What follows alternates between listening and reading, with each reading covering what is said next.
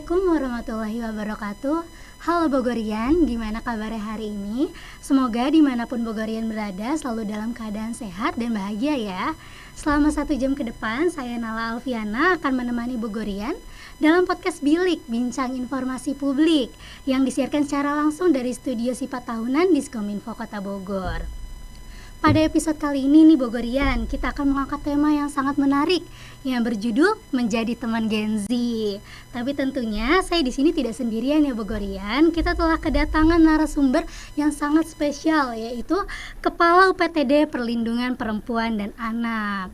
Langsung saja kita sapa. Halo Bu Dina, apa kabar? Halo, alhamdulillah baik. Boleh Bu disapa dulu Bogorian yang sedang menyaksikan? Hai. Oke, terima kasih Bu Dina sudah hadir di sini. Oke Bogorian, mari kita mulai perbincangan kita tentang bagaimana menjadi teman bagi Gen Z, serta bagaimana kita bisa mendukung dan melindungi hak-hak mereka. Oke, pertama-tama nih Bu, mungkin bisa diceritakan sedikit dulu nih Bu, apa sih tugas dan fungsi dari UPTD PPA ini? Oke. UPTD PPA ini dapat amanat dari Kementerian PPA, Pemberdayaan Perempuan dan Pelindungan Anak. Kita ini tugasnya adalah orientasinya sebenarnya ke penanganan kasus. Jadi untuk perempuan dan anak yang ada indikasi atau sudah terbukti ada penerima kekerasan, itu pelaporannya ke kita dan kita yang tangani sebelum ke kepolisian gitu. Jadi pendampingan, utamanya sih ada 2 pendampingan. Jadi pendampingan secara proses hukum, juga pendampingan secara psikologis. Tapi ketika misalkan masalah lain di luar kekerasan anak atau kekerasan perempuan, ada juga hak asuh anak. Nah itu juga kita ada mediasi, ada penjangkauan ke wilayah. Misalnya ketika si korban tidak berdaya untuk bisa ke kantor kami, maka kami yang akan melakukan penjangkauan ke wilayah tersebut gitu, yang dimana korban itu berada. Juga ada shelter, jadi ketika memang harus si korban ini disterilkan sementara, nah kita juga ada shelter untuk sementara waktu, tapi itu hanya berlaku sekitar 3-5 hari untuk proses pendalaman pendampingan gitu. Ketika memang dirasa aman, kita kembalikan ke keluarganya. Kalaupun memang membutuhkan lanjutan gitu, shelter lanjutan, kita bisa bekerja sama beberapa pihak ketiga atau rumah aman dari kementerian juga gitu. Oke Bu, jadi tugasnya itu penanganan kasus ya Bu ya? Ya. Nah, tema kita hari ini kan menjadi teman Gen Z nih Bu. Jadi apakah jumlah kasus yang ditangani oleh UPTD PPA ini lebih tinggi Gen Z dibandingkan pada orang dewasa Bu? Kasus Gen Z ini memang cukup mewarnai data di UPTD PPA sejak 2023 itu lumayan meningkat. Jadi dibanding kasus perempuan dewasa, perempuan usia remaja itu banyak akhirnya meningkat di usia rata-rata sekitar dari 12 sampai 16 tahun. Seperti itu. Oke Bu, jadi kalau untuk kasus-kasusnya itu yang sering ditangani oleh UPTD PPA itu Kota Bogor itu apa aja sih Bu? Kasus-kasus banyak ya rinciannya, tapi paling besar itu rata-rata adalah kekerasan seksual. Jadi kekerasan seksual itu ada pencabulan, ada pelecehan seksual, ada juga kekerasan kalau orang dewasa yang sudah menikah itu kan namanya KDRT. Nah, kalau untuk Gen Z ini namanya KDP, kekerasan dalam pacaran. Pacaran. Jadi kekerasan dalam pacaran ini banyak dialami oleh anak-anak Gen Z yang memang kita sudah lihat lah ya bagaimana gaya pacaran anak-anak sekarang itu seperti apa gitu. Yang SMA sudah, jangankan SMA ya, SD, SMP gitu aja udah ayah bunda segala macam gitu, yang sangat intens sekali hubungannya, yang akhirnya kedekatan yang memang belum sesuai dengan usianya, hubungan yang terlalu intim, akhirnya membuat keterkaitan satu sama lain, terutama di anak perempuannya. Nah ini anak perempuan yang usianya masih rentan ini, remaja, ini akhirnya meletakkan kekuasaan atas dirinya ini di bawah laki-laki gitu, yang akhirnya dia diminta ini dituruti, dipaksa ini dituruti gitu. Jadi kedepannya si laki-laki ini, si pelaku ya, memiliki kebebasan untuk melakukan apapun terhadap perempuan ini gitu, si korbannya. Walaupun statusnya masih pacaran tapi sudah seperti KDRT gitu. Bahkan kekerasannya bisa verbal, bisa juga fisik. Nah, ada juga KBGO. KBGO itu kekerasan berbasis gender online. Nah, Gen Z itu kan sangat erat sekali dengan teknologi digital ya. Jadi bahkan bisa dibilang dunia Gen Z itu ya separuhnya adalah sosmed. Nah, itulah yang akhirnya juga cenderung sangat mempengaruhi bagaimana kehidupan Gen Z dari sosmed itu gitu. Juga dengan interaksi sosial dengan lawan jenis itu banyak banget yang dimulai dari sosmed. Jadi si sosmed ini mempengaruhi ketika si anak ini mungkin di dalam real life-nya dia minder atau kurang pede, atau misalnya memang saya lebih pede kalau di sosmed deh gitu, karena ya media sosial kan menampilkan hal-hal yang baik, hal-hal yang sempurna gitu kan, bisa mempoles kehidupan seseorang sebaik mungkin gitu ya, yang tanpa diketahui real life-nya seperti apa. Ya mungkin dengan seperti itu akhirnya membuat lebih percaya diri, mulailah misalkan share foto atau apa, lalu kan akhirnya ada ketertarikan dari lawan jenis. Nah, ini akhirnya bisa berpotensi untuk kekerasan itu. Jadi bisa KBGU itu bisa eksploitasi seksual juga bisa. Jadi awalnya misalkan kenalan di online, misalkan di sosmed, lalu misalkan terus kenalan, terus ada juga pelecehan seksual secara verbal. Ada juga yang langsung eksploitasi seksual, misalkan dari kenalan itu berlanjut, terus akhirnya diminta foto dan lain-lain, terus pengancaman foto disebar dan lain-lain. Nah, itu orientasinya berawal dari situ. Itu rata-rata kasus yang dialami oleh Gen Z dari yang biasa kita tangani. Berarti pelecehan seksual itu merupakan kasus terbanyak atau tertinggi yang ditangani oleh UPT di PPA ya, Bu? Iya, rata-rata kasusnya itu adalah kekerasan seksual. Itu data itu diambil pada tahun 2024 ini atau? Dari 2023 dan 2024 itu peningkatan ininya lumayan signifikan dibanding tahun-tahun sebelumnya. Lumayan signifikan. Berarti kalau 2024 ini nggak ada mengalami penurunan gitu, Bu, dari tahun-tahun sebelumnya? Kita belum melihat penurunan itu. Jadi justru sekarang kan sudah bulan ke-6 ya. Bulan ke-6 ini sudah lebih dari setengah kasus yang tahun lalu itu 1 tahun 76 kasus anak. Anak itu kan usia 0 sampai 18 tahun ya. Tapi didominasi memang usia anak-anak 9 sampai 17 tahun di kasus yang tahun lalu. Nah, tahun ini orientasinya anak usia 10 sampai 16 tahun itu sudah ada 36 kasus kurang lebih. 36 nah kasus. Itu udah setengah tahun berjalan, itu udah setengahnya juga kan, setengah dari tahun lalu gitu ya. Kami sih berharap sebagai pemerintah tidak lagi ada penambahan kasus lebih banyak daripada tahun sebelumnya, karena kan itu juga target kinerja kami, bagaimana pencegahan yang bisa kami lakukan untuk bisa menekan angka itu. Tapi di sisi lain juga akhirnya ketika masyarakat sudah sadar gitu kan, tingkat awareness yang tinggi, akhirnya mengetahui bagaimana cara melaporkan. Jadi misalnya kan fenomena yang namanya kasus-kasus kekerasan ini seperti fenomena gunung es. Jadi terlihatnya kecil dari atas, tapi sebenarnya di bawah itu banyak terjadi, tapi tidak terlaporkan gitu, karena masyarakat ini masih awam, belum bagaimana saya harus melaporkan. Terus kalau harus ke kantor polisi, gimana caranya ke kantor polisi, harus kemana dulu gitu kan. Informasi-informasi yang akhirnya terjeda itu yang membuat masyarakat lebih memilih untuk memendam saja gitu. Apalagi sekarang isu-isu damai itu kuat sekali gitu. Jangankan dulu gitu yang orang lain nggak tahu, tapi sekarang yang kasusnya sudah viral pun gitu masih banyak upaya-upaya damai yang untuk itu. Nah, akhirnya ketika sekarang sudah banyak sosialisasi, sudah banyak informasi-informasi baik di media sosial, baik dari pemerintah kita juga untuk melakukan bahwa ketika ada kekerasan dilaporkan dong.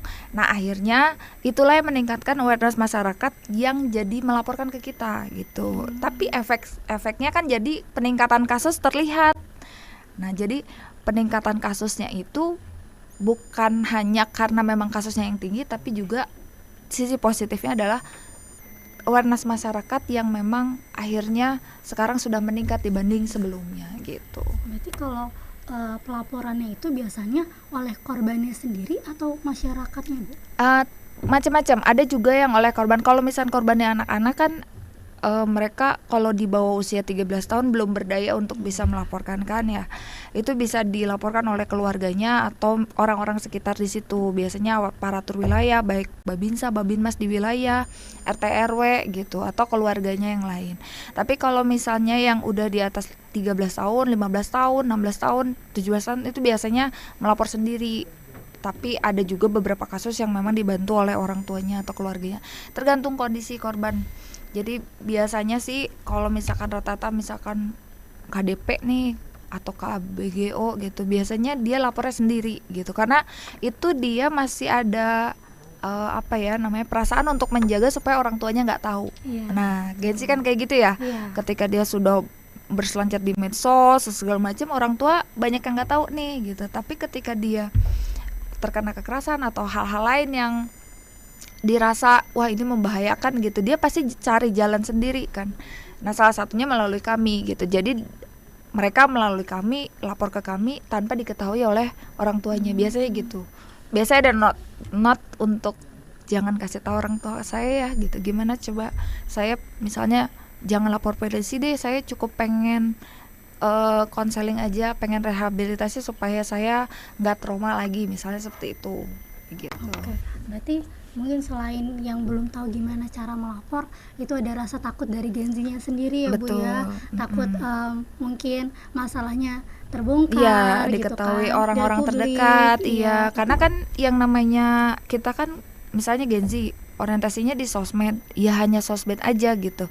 Orang-orang sekitarnya kan hanya tahu mungkin ketika orang itu lihat di sosmed dia gitu, tapi di real life-nya kan nggak ketahuan apa-apa. Nah, itu yang akhirnya jangan sampai kehidupan di sosmed itu atau ada yang terjadi di balik efek samping dari sosmed itu, dia nggak mau si orang lain itu atau orang tuanya sendiri itu nggak mau mengetahui gitu. Jangan sampai kejadian yang di balik itu, di belakang layarnya istilahnya, orang tua tuh tahu gitu. Berarti kasus-kasus seperti ini sebenarnya bisa diprivasiin ya, Bu ya? Bisa, iya sangat privasi karena memang kita itu prinsipnya adalah nomor satu adalah privasi. Gitu. Kepentingan korbannya sendiri, kenyamanan korbannya sendiri ya, Betul. Nah, untuk kayak kasus kekerasan seksual itu hanya dialami oleh perempuan aja atau ada sih, Bu, korban laki-laki? Ada korban laki-laki juga.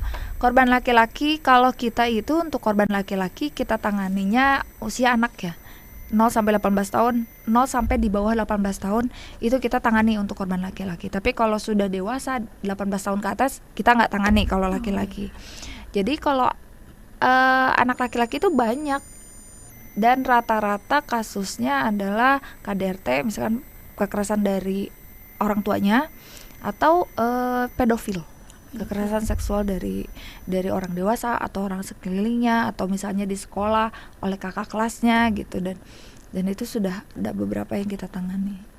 Oke, berarti selain perempuan ada juga ya, Bu, laki-laki. Ada. Nah, kalau dari pengalaman Ibu sendiri nih, bagaimana sih cara yang efektif untuk mendekati atau berkomunikasi dengan Gensi ini, Bu?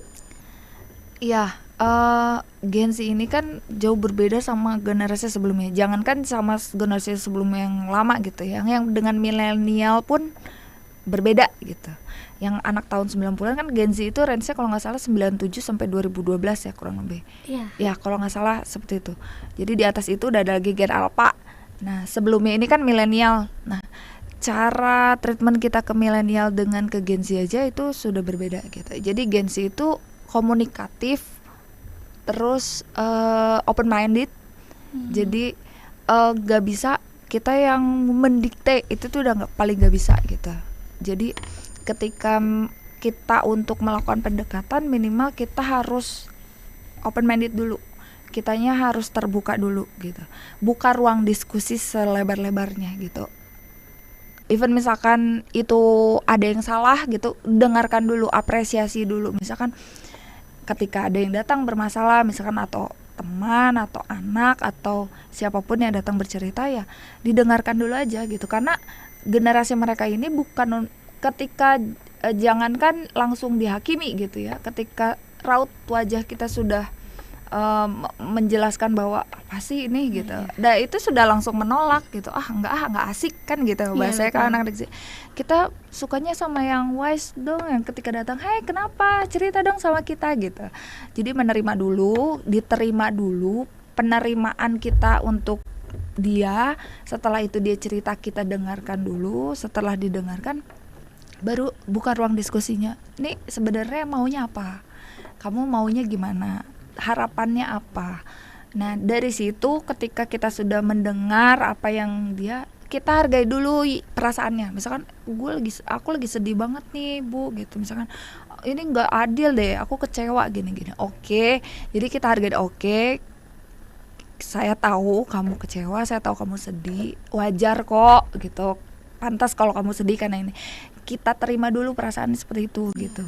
Jadi ketika setelah itu dia kan lebih wise, oh alhamdulillah nih ternyata cerita gue didengar, cerita gue diterima gitu, dan perasaan yang gue rasain tuh gak salah gitu. Dan dia menerima ketika kita bercerita sama orang tuh, yang tempat cerita kita tuh menerima. Nah setelah itu barulah kita secara orang mungkin yang lebih dewasa daripada Gen Z nih yang jadi tempat cerita tuh, atau sesama Gen Z, baru kita berikan solusi apa ya, bukan solusi, jadi lebih ke advice lah gitu. Nah misalkan kayaknya menurut gue nih, kalau misalkan sesama Gen Z gitu, atau misalkan yang lebih tua, kayak menurut saya sih ya, apa yang kamu lakukan itu memang sudah benar, tapi ada efeknya nih seperti ini nih. Nah ini ada dua pilihan, kita tetap harus kasih option, jangan langsung mendikte, pokoknya kamu nanti setelah ini harus A, harus B, harus C. Nah itu kan, oh ternyata ujungnya gue tetap diarahin suruh ke sini nih, oh tetap ke sini nih. Enggak, tetap harus buka ruang diskusi. Itu open mind itu harus tetap opsional. Kita kasih dulu baik buruknya biar dia yang nentuin. Tetap seperti itu. Tapi kita tetap wajib untuk memberitahu opsi itu. Misalkan ketika kamu melakukan A, kita kembalikan lagi, menurut kamu kalau misalkan kita kasih opsi A, B, C, D, dari A, B, C, D itu dibedah tuh, kita buka. Menurut kamu apa sih yang baik dari pilihan keempat ini? Oh kalau A begini plus minusnya, B begini, C begini, D begini gitu. Dan juga impactnya gitu, efek negatifnya. Negatifnya apa sih tadi, plus minus tadi gitu, apa. Nah tinggal kamu bandingin deh, efek negatif dan positifnya tuh lebih banyak yang mana ketika kamu ngambil pilihan. Difikirkanlah baik-baik. Akhirnya itu menstimulasi untuk dia tetap berpikir. Dan dia berdiri di atas dirinya sendiri, dan dia merasa punya hak untuk memutuskan atas dirinya sendiri tanpa ada paksaan, tanpa merasa dijudge oleh orang tua atau orang lain, atau oh enggak, gue kesini mah pasti dikatain harus A, B, C, D, atau belum apa-apa udah di labeling, oh harusnya makanya jangan kayak gitu kan, kayak gitu. Belum apa-apa udah di labeling kayak gitu, orang udah malas duluan kan. Jangankan Gen Z lah, kita aja, maksudnya saya atau generasi milenial yang sudah ini, ketika datang mau cerita langsung di labeling kan, apa sih gitu. Apalagi anak-anak yang memang dari awal sudah generasi terbuka, saya bilangnya Gen Z itu generasi terbuka gitu. Jadi harus ada win-win solution ketika memang kita bilang, ketika anak nih, contoh anak saya sendiri gitu, mau melakukan sesuatu, bicara sama kita, terus kita bilang nggak boleh tuh, kita nggak langsung yang no gitu. Tapi nggak, kalau menurut mama sih ini nggak, terus menurut kamu tapi kan ini mah, jadi kita membiarkan dia untuk berargumen dulu sesuai dengan pemikirannya gitu. Oke, iya benar, kalau itunya benar, tapi ininya kan harusnya begini, nanti begini. Nah itulah akhirnya kita berikan solusi-solusi, kita berikan advice, kita berikan pilihan-pilihan yang akhirnya dia mengerti. Oke deh, kalau gitu kayaknya nggak ada yang salah nih dari ucapan nyokap gue. Oke deh gitu. Nah itu yang akhirnya bisa kita mengarahkan gitu, bukan lagi generasi yang harus didikte di A, B, C dan segala macam gitu, seperti itu sih. Sangat dipikirkan ya Bu, gimana penanganan perbedaan adalah perbedaan antara menangani kasus Gen Z sama generasi sebelumnya ya Bu. Jelas pasti berbeda ya. Oke Bu. Nah, tindakan apa aja sih Bu yang diberikan UPTD PPA kepada korban yang mengalami kekerasan itu? Ya tadi pendampingan itu ada 2 ya. Kita tanya dulu ini korbannya, kan kita ada assessment. Datang lalu assessment oleh pendamping kasus. Nanti ketika di assessment apakah kebutuhannya, misalkan ini anak identifikasi kasusnya seperti apa, misalkan kekerasan seksualnya seperti apa jenisnya. Nanti kita tanyakan lagi apakah mau diproses secara hukum, nanti kita bantu untuk proses pelaporannya ke kepolisian gitu, pendampingan dan segala macam, atau butuh visum pun kita akan dampingi visum gitu. Kalau misalnya kebutuhannya dia hanya konseling psikologis aja, misalkan enggak deh saya trauma, saya pengen berdaya lagi gitu, atau saya pengen lebih baik lagi, misalkan susah tidur, cemas atau apa, nanti kita juga ada konselor. Nah konselor ini gunanya akhirnya asesmen lagi nih kondisi psikologisnya seperti apa. Nanti ada di grading di situ, misalkan grade 1 sampai 5 itu masih bisa ditangani oleh konselor. Kalau ketika misalkan kondisi psikologisnya 6 sampai 10 itu ditangani oleh psikolog. Di UPTD PPA pun ada 2 orang konselor sama 1 orang psikolog. Nah itu yang akhirnya nanti kebutuhannya dari hasil asesmen itu kita langsung share nih, konselor dan psikolog dibagilah sesuai dengan kebutuhannya si korban itu. Berarti ada kayak proses hukum sama psikologis tadi ya Bu ya. Betul. Nah kalau UPTD PPA ini fokus terhadap korban aja atau terhadap pelaku juga ada Bu? Kalau ada tuh kayak apa sih tindakan dari UPTD PPA terhadap pelaku kekerasan itu? Nah kalau pelakunya di bawah 18 tahun itu masih pelaku anak. Nah kita juga concern ke situ. Jadi kita tetap cek, kita tetap lihat bagaimana kondisinya si pelaku ini, kenapa melakukan seperti itu. Jadi ada beberapa kasus yang pelakunya pun kita dampingi gitu, tapi pendampingan psikologis aja ya, karena kalau pendampingan hukum kan sudah oleh Polresta, sudah kepolisian yang sudah berwenang untuk itu gitu. Tapi kita melihat dari kondisi psikologisnya juga dari si pelaku gitu sih. Tapi kalau pelaku dewasa kita enggak ini. Oke, berarti UPTD PPA juga mengetahui siapa pelakunya gitu ya? Iya jelas, iya. Oke, tapi ada Bu kayak korban yang nggak mau ngasih tahu siapa pelakunya gitu? Ada yang kurang terbuka awalnya, ya karena memang dikhawatirkan. Biasanya misalkan pacarnya, dia nggak mau terbuka nih pacarnya tuh siapa, di mana dan apa, tuh sulit terbuka. Tapi tetap kita lakukan pendalaman kasus, kita berikan informasi kalau misalkan ketika dia tidak mau bercerita, kebutuhannya misalnya proses hukum, ya dia tetap harus cerita gitu. Kita dampingi untuk supaya dia bercerita. Tapi kalau misalnya kebutuhannya untuk psikologis, dia cuman pengen tenang, udahlah nggak usah mikirin pelaku, saya cuman pengen tenang, pengen sembuh traumanya, ya nggak masalah. Itu kita pun tidak akan memaksakan untuk membongkar siapa pelakunya gitu. Tapi kita fokus aja dengan kondisi si korban ini gitu. Oke Bu, kalau tadi kan tindakan ya Bu ya. Kalau upayanya nih Bu, apa sih upaya yang dilakukan UPTD PPA untuk mencegah terjadinya naiknya kasus kekerasan terhadap Gen Z ini? Nah, kalau upaya pencegahan ini sebetulnya orientasinya ada di Dinas Pemberdayaan Perempuan dan Perlindungan Anak Kota Bogor. UPTD PBA pun terlibat juga dalam prosesnya. Tapi kami tidak sendiri, kami juga bekerja sama dengan Puspaga. Puspaga itu Pusat Pembelajaran Keluarga, itu ada di Dinas Pemberdayaan Perempuan dan Perlindungan Anak Kota Bogor. Juga KPAID, juga Dinas Pendidikan. Karena upaya-upaya pencegahan itu kita lakukannya merupakan sosialisasi. Nah, itu biasanya kita lakukannya di masa-masa MPLS. Jadi kenaikan kelas nih, kan ada MPLS-nya untuk anak-anak baru, juga kepada orang tua. Nah itulah di situ kita masuk untuk sosialisasi gitu. Juga kalau di tempat-tempat lain kita juga ada konseling keliling. Sebenarnya kalau konseling keliling kan kita buka, datang ke wilayah atau di mall atau di tempat lain gitu. Ayo siapa yang mau konseling gitu. Nah di situ juga nanti kita bekerja sama Puspaga untuk supaya salah satu bagian dari sosialisasi itu gitu. Oke baik Bu, ini pembahasannya semakin dalam ya Bu ya, semakin menarik lagi nih, masih banyak yang akan kita bahas. Tapi Bogorian, kita akan break dulu sebentar, sampai jumpa lagi.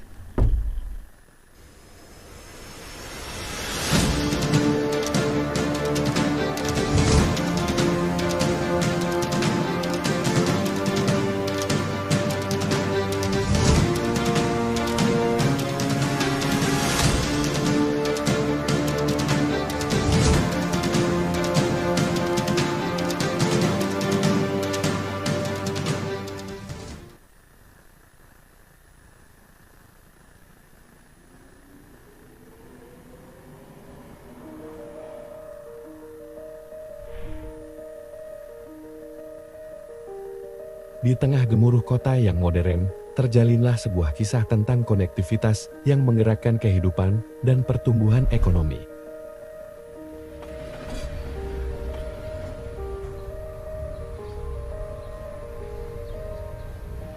Di sudut kota Bogor yang sibuk, masyarakat mulai beranjak menuju tempat aktivitasnya. Mereka menyatukan mimpi dan tanggung jawab melalui jalur transportasi publik yang efisien. Transportasi publik membawa kami ke tempat tujuan dengan lancar, membuka peluang dan mempertemukan harapan. Infrastruktur yang kuat adalah fondasi untuk pertumbuhan. Melalui jalan raya, jembatan, terminal, dan stasiun, kami merajut kisah perdagangan dan perjalanan global.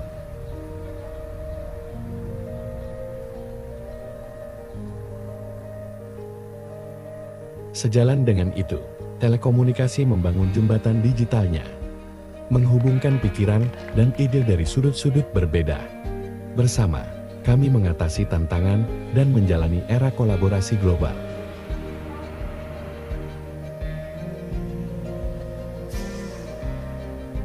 Ketiga elemen ini bersatu dalam perjalanan menuju kesuksesan ekonomi. Dan kami percaya, transportasi publik, pembangunan infrastruktur, dan telekomunikasi adalah tiga pilar yang membentuk jalur kesuksesan menuju pertumbuhan ekonomi Kota Bogor.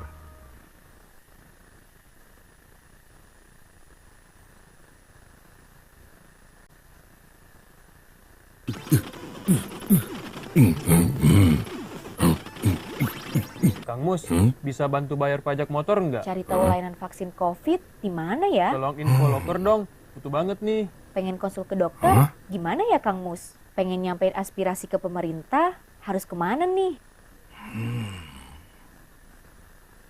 Gunakan ini, dapatkan informasi aktual dari portal terpercaya, dan jadilah warga yang cerdas dan terinformasi. Sapa Warga, bikin ringan segala urusan. Kalau buat pesan makanan, bisa nggak ya? Hah?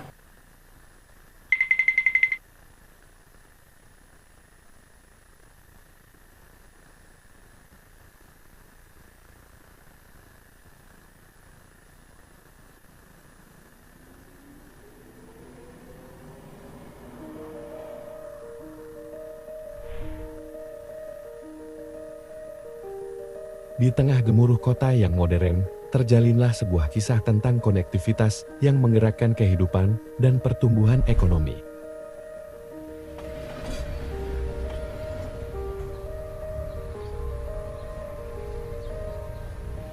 Di sudut kota Bogor yang sibuk, masyarakat mulai beranjak menuju tempat aktivitasnya. Mereka menyatukan mimpi dan tanggung jawab melalui jalur transportasi publik yang efisien.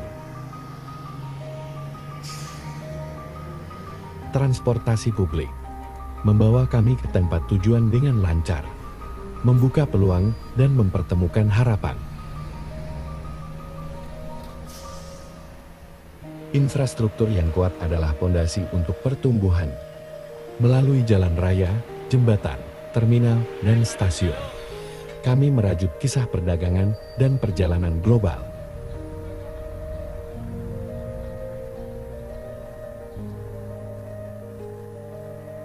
Sejalan dengan itu, telekomunikasi membangun jembatan digitalnya, menghubungkan pikiran dan ide dari sudut-sudut berbeda. Bersama, kami mengatasi tantangan dan menjalani era kolaborasi global.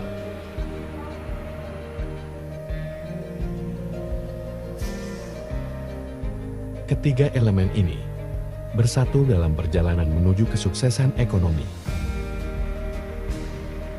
Dan kami percaya, transportasi publik, pembangunan infrastruktur, dan telekomunikasi adalah tiga pilar yang membentuk jalur kesuksesan menuju pertumbuhan ekonomi Kota Bogor.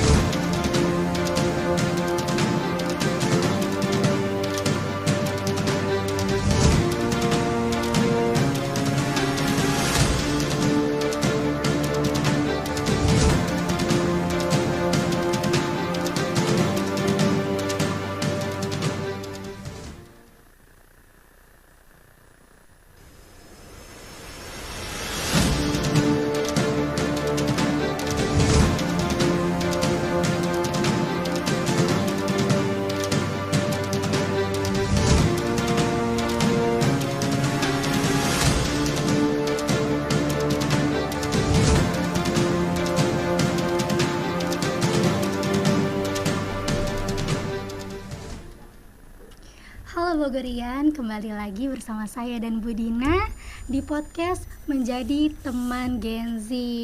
Masih semangat ya buat dengerinnya? Boleh nih Bu, kita lanjut lagi nih Bu. Siap. Tadi program sosialisasi ini, sosialisasi. Jadi kalau tadi kan ada upaya ya Bu ya yang dilakukan. Nah tapi ada program sosialisasi gitu nggak sih Bu yang dilakukan oleh UPTD PPA? Ya itu tadi sosialisasi yang kita lakukan itu ke sekolah. Utamanya kan sekolah karena sasarannya kan anak ya. Jadi ke sekolah-sekolah di program-program MPLS nih biasanya kita kerjasama sama dinas pendidikan. Jadi semua sekolah baik negeri atau swasta kita masuk tuh di situ. Jadi kita sosialisasinya tuh tidak hanya ke anak-anak aja, tapi juga ke orang tua siswa nih. Jadi kan sebenarnya gini, ketika orang tua menyekolahkan anaknya kan orang tua itu orientasinya anak saya pintar, akhlaknya bagus, karakternya bagus di sekolah itu gitu. Tapi tanpa diperhatikan kondisi di rumahnya seperti apa. Tidak bisa seperti itu karena sekolah itu kan hanya 8 jam ya sehari gitu. Sisanya kan full di rumah. Dan itu tanggung jawab berada di orang tuanya. Itu juga yang kenapa kita melakukan sosialisasi kepada orang tua.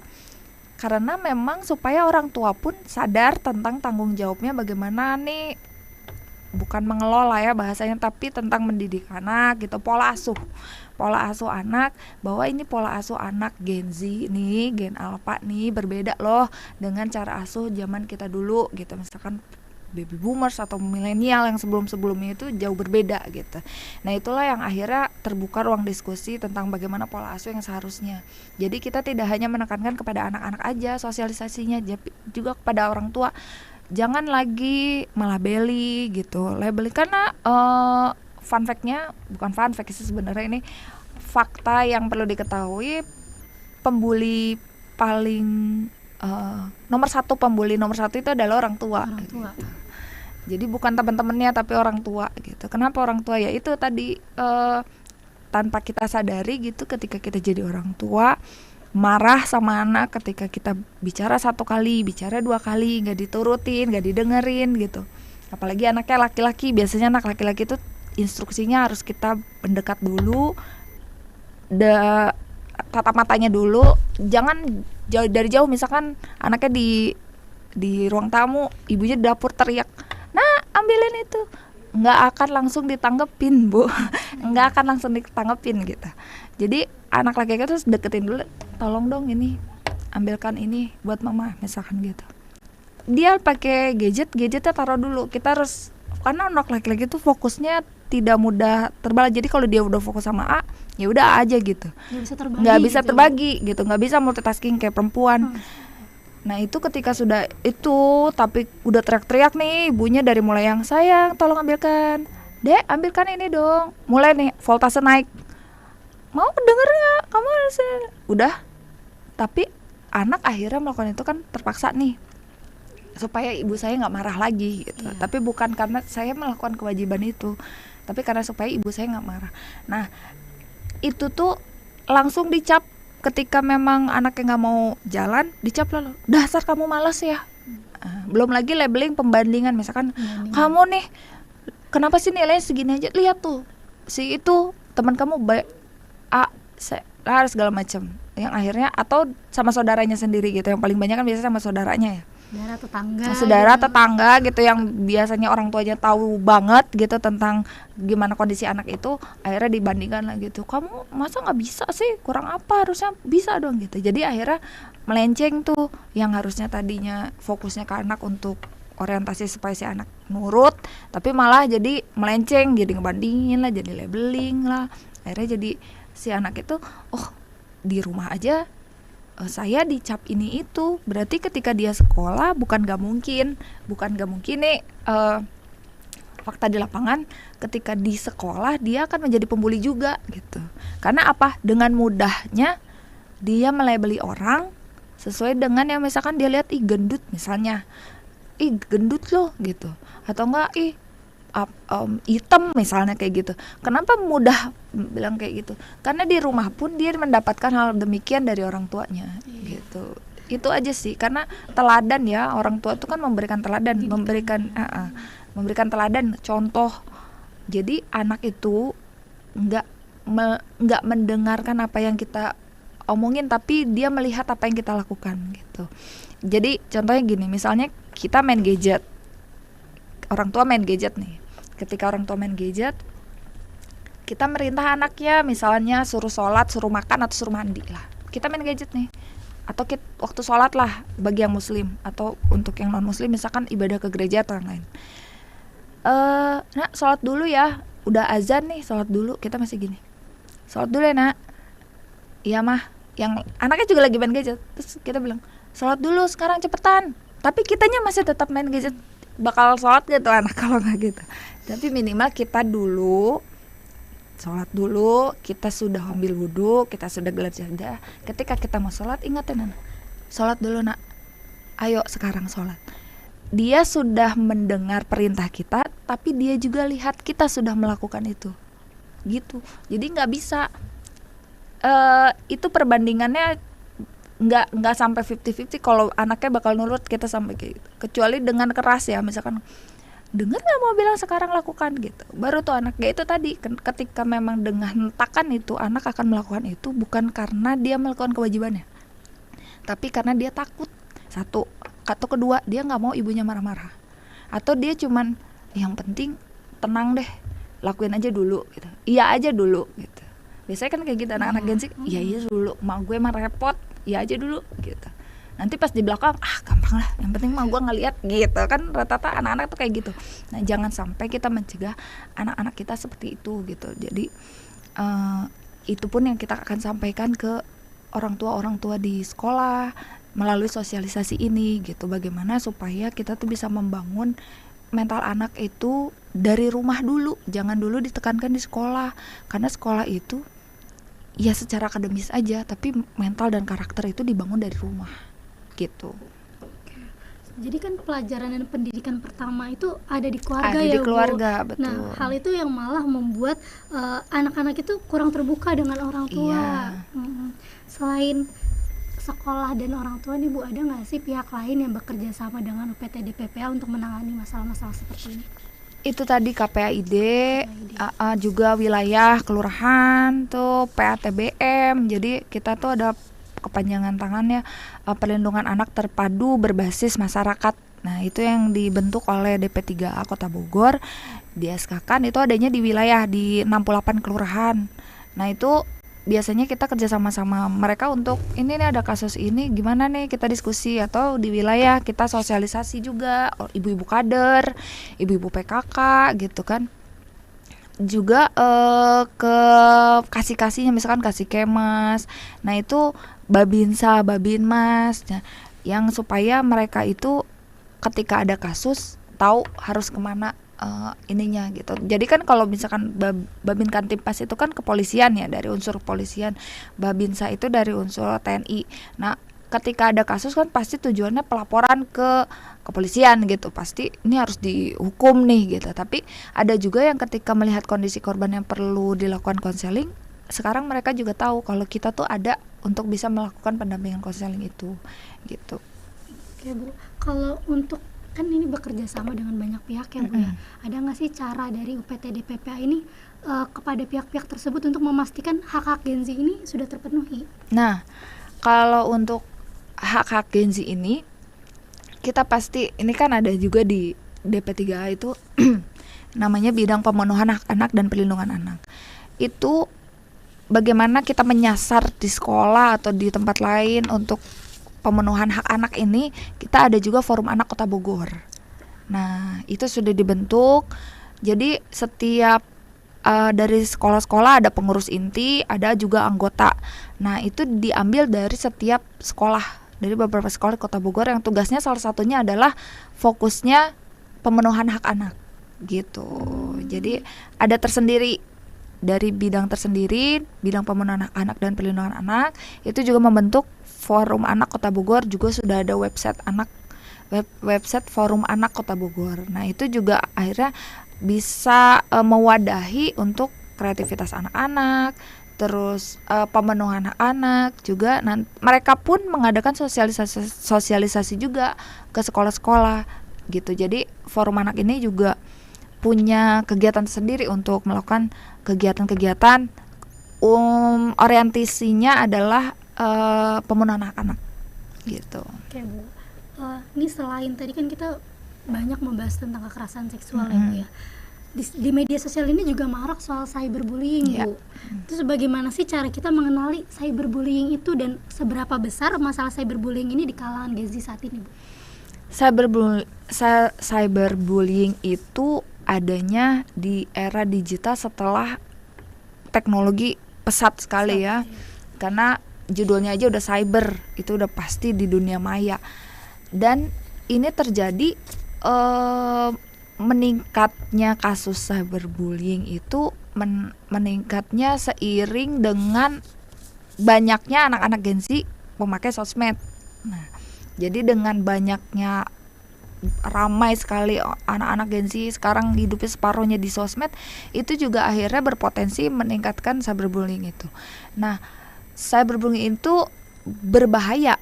Kalau menurut saya itu sangat berbahaya ya, walaupun ketikan jari ya, misalnya kan kalau dulu ngatain langsung verbal nih, langsung depan orangnya gitu, atau nggak ngomongin langsung. Kalau sekarang cukup jempol aja 2 jari udah bisa langsung ngatain orang, ngatain keluarganya, atau apa fisiknya, atau orang tuanya, atau lain-lain tentang kehidupan ini. Ya bahasa sekarang apa sih, netizen lah ya gitu. Ketika ada posting atau apa, mulailah dicari kejelekannya apa. Itu kan masuk cyberbullying juga. Gendut nggak pantas pakai baju kayak gitu, misalnya seperti itu gitu. Hitam jelek dan dandannya kayak gitu, misalnya seperti itu. Nah, itu bisa berdampak. Kenapa saya bilang berbahaya? Itu dampaknya ke setiap orang itu berbeda-beda gitu. Karena kita nggak pernah tahu kondisi mental seseorang itu kan seperti apa, kita nggak pernah tahu. Dan kondisi mental seseorang itu berbeda-beda dengan orang yang lainnya gitu. Ada yang misalnya dikatain gendut, lalu pertama kali, kedua kali, ketiga kali, yang akhirnya dia berarti saya gendut ya, saya harus diet nih, saya harus kurus karena gendut itu jelek, karena gendut itu merus, karena gendut itu nggak enak dilihat, segala macam, yang akhirnya mindsetnya saya harus kurus apapun caranya. Mulailah diet yang ekstrim, yang tidak sesuai dengan yang seharusnya, sampai akhirnya dia kena anoreksia dan lain-lain.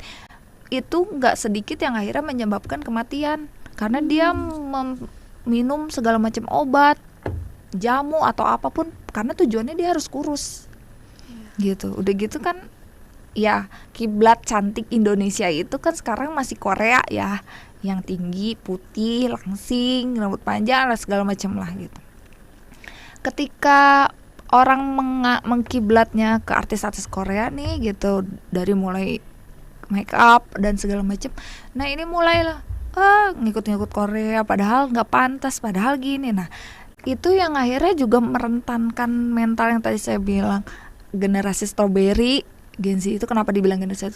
Karena ya sangat mudah rentan sekali gitu.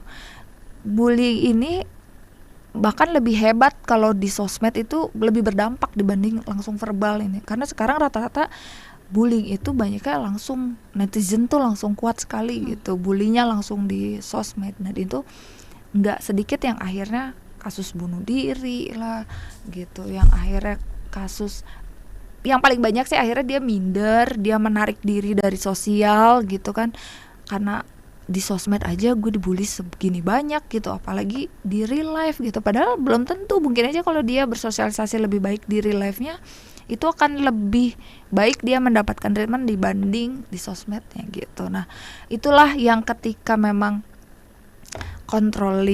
self controllingnya belum mumpuni gitu, misalkan self managementnya belum baik, problem solvingnya belum masih instan, ya itulah akhirnya mengarah ke hal-hal yang memang berdampak sangat negatif dari cyberbullying itu gitu. Kalau ini saya sering lihat nih Bu, di media sosial nih, misalnya ada pelaku komen-komen negatif nih Bu untuk korban, dibalas lagi nih Bu, banyak yang ikutan ngebales tuh, ngebales ikut ngata-ngatain pelakunya nih Bu. Nah, itu pandangan Ibu seperti apa tuh? Ya, balas-balasan komen, ya itu sebenarnya kalau menurut saya sih itu udah nggak ada gunanya sih ya, buang-buang waktu gitu. Karena yang namanya perang head di sosmed itu ya cuman bikin capek aja sebenarnya. Cuman kan Ini biasanya ketika kita punya akun, ini resiko punya akun yang terbuka ya, yang nggak di lock dan segala macam, yang tidak ada pembatasan gitu. Ya jangan pernah, maksudnya ketika ada yang seperti itu ya berarti itu udah resiko gitu. Ada balas-balasan komen, yang satu nge-head, yang satu lagi ngebelain, yang satu nge-head, yang satu ngebelain, akhirnya si korban, ada apa sih nih, kenapa jadi mereka yang rame ya? Kalau menurut saya itu hal yang sebisa mungkin perlu dihindari gitu. Tapi ketika kita sudah, intinya gini, ketika kita sudah membuka akun kita tanpa batasan gitu kan, ada akun yang dibatasi, ada akun yang tidak gitu. Resiko-resiko tersebut itu sudah pasti ada gitu. Dan apa yang harus kita lakukan, ya sudah, abaikan saja gitu. Karena itu bagian dari resiko kita membuka akun kita untuk publik, untuk dinikmati semua orang, dan semua orang bebas melihat. Apalagi sekarang katanya keterbukaan informasi dan bebas menyampaikan aspirasi, mau salah mau enggak itu mereka nganggapnya bebas gitu. Akhirnya ketikan-ketikan itulah yang pasti muncul gitu, dan tidak mungkin bisa dihindari. Yang harus kita hindari adalah diri kita sendiri untuk tidak membalas gitu. Gimana caranya? Ya sudah, kalau misalkan sudah keterlaluan gitu, ada hukum kok, kan ada undang-undang ITE. Nah itu bisa dilakukan lah untuk pendalaman seperti itu gitu. Oke, kalau gitu gimana sih Bu cara yang bisa kita lakuin nih, misalnya ada teman saya atau anggota keluarga saya atau Bogorian yang menjadi korban cyberbullying, itu harusnya seperti apa? Nah, kita tinggal lihat aja separah apa cyberbullyingnya itu gitu. Misalkan sampai ekstrim itu, atau misalkan perlunya dilaporkan ke kepolisian, itu bisa kita bantu. Tapi kalau misalkan karena itu trauma atau misalkan jadi takut atau hal lain, ya sudah, akhirnya putuskan dulu, batasi dulu media sosialnya, itu paling penting. Yang kedua, carilah pertolongan profesional gitu ya, utamanya ya konselor, psikolog gitu ya, itu yang akan membantu trauma healingnya gitu, dengan cara yang sesuai dengan seharusnya gitu, bukan cari healing sendiri yang akhirnya malah nggak seharusnya, menyimpang lah, akhirnya nanti lepas dari satu masalah masuk ke masalah yang lain gitu. Carilah pertolongan profesional gitu, dan di kami juga ada, bisa datang ke kami, ada 2 orang konselor dan psikolog untuk bisa membantu. Oke Bu, ini apa sih Bu layanan khusus yang disediakan UPTD PPA ini untuk mendukung Gen Z dalam menghadapi masalah seperti ini, dan bagaimana cara melapornya, kira-kira persyaratannya itu apa aja Bu? Oke. Kalau layanan khusus yang dikhususkan untuk Gen Z kita nggak ada ya, tapi kita terbuka untuk konsultasi dan cerita, misalkan komunikasi, kita terbuka lebar untuk komunikasi dan konsultasi. Jadi nggak usah takut, datang aja. Even misalkan cuman saya punya saya punya masalah di sekolah, misalkan di sekolah saya kena bully terus, gimana caranya supaya ini saya pengen tenang, atau misalkan cuman pengen cerita trauma healingnya seperti apa, itu nggak masalah, datang aja ke UPTD PPA Kota Bogor gitu. Atau misalkan mau menghubungi via hotline dulu juga bisa. Jadi pelaporannya itu ada 2 jenis, ada laporan berupa by phone, itu hotline. Yang kedua itu datang langsung ke kantor UPTD Kota Bogor. Nah, kalau hotline itu nomor hotline-nya 08 1-nya 5 kali 5597. Nah, itu nomor hotline UPTD PPA Kota Bogor. Nah, kalau kantornya itu alamatnya di Jalan Destarata 4, nomor 34, Tegal Gundil, Bogor Utara. Itu di belakang kantor Dinas Pariwisata. Gitu. Oke, wah Bu Dina, banyak sekali nih informasi yang saya dan Bogorian dapatkan hari ini. Sampai nggak berasa nih udah 1 jam loh Bu. Nah, sebelum menutup podcast kita kali ini nih Bu Dina, apa sih harapan Ibu untuk masa depan Gen Z tentang topik kita hari ini? Harapan saya ya, generasi Gen Z ini kan penerus untuk Indonesia emas nanti 2045 ya. Jadi perkuatlah mental kalian gitu, perkuatlah interaksi sosial kalian, tidak hanya di sosial media, perbanyak ilmu yang positif, karena generasi Gen Z ini buat saya generasi yang luar biasa, komunikatif, interaktif, inovatif gitu. Bahkan yang sebelumnya anak di usia misalkan generasi sebelumnya di usia belasan belum tahu teknologi dan lain-lain, anak Gen Z itu udah bisa bikin konten dan lain-lain gitu. Banyak teknologi-teknologi yang dikuasai oleh Gen Z dan itu akan sangat bermanfaat untuk nanti. Ayolah wujudkan Indonesia emas, jadilah anak-anak Gen Z yang berprestasi gitu, apapun bidangnya ya. Tidak harus di akademis, di luar akademis pun, di kesenian, misalkan di olahraga atau apapun, kembangkan diri kalian sebaik mungkin.